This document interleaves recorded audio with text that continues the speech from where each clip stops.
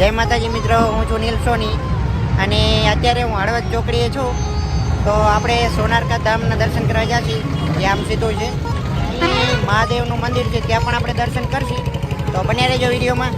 અને અહીં અનાયાસે અમારા ભૂદેવને મળાઈ ગયું છે.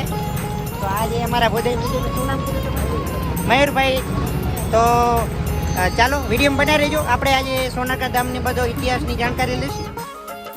મિત્રો, આ છે શ્રી વૈદ્યનાથ મહાદેવનું મંદિર હળવદ, અને આ મંદિરનું વિશાળ પરિસર છે.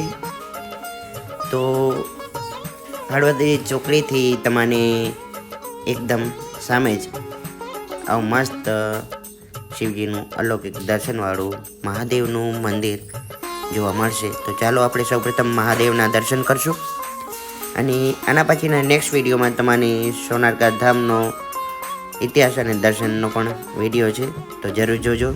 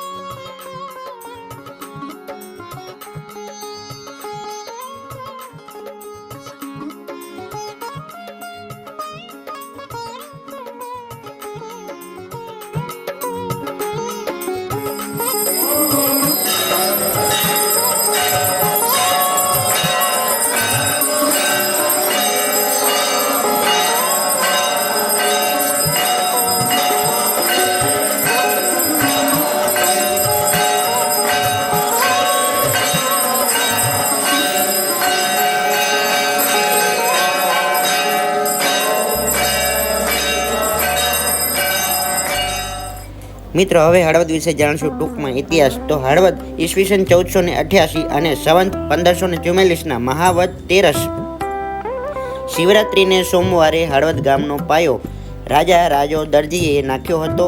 એટલે કે આશરે 533 વર્ષ પહેલાં. તો અત્યારે હળવદને 533 વર્ષ થયા એવું કહેવાય.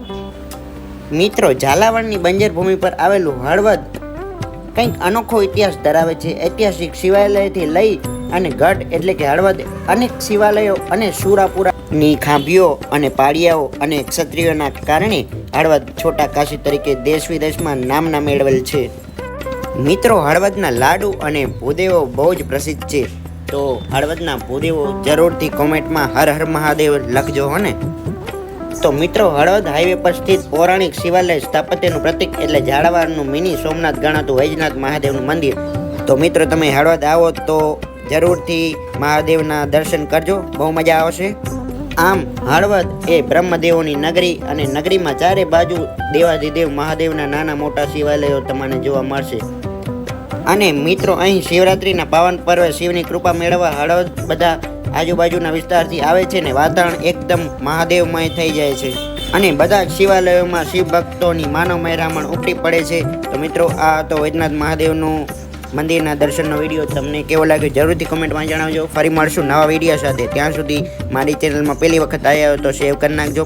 તો ચાલો, રાખજો ખુદનું ખ્યાલ. ફરી મળશું નવા વિડીયો સાથે. ત્યાં સુધી જય જય ગરવી ગુજરાત, જય ભારત. આવજો. રાધે રાધે.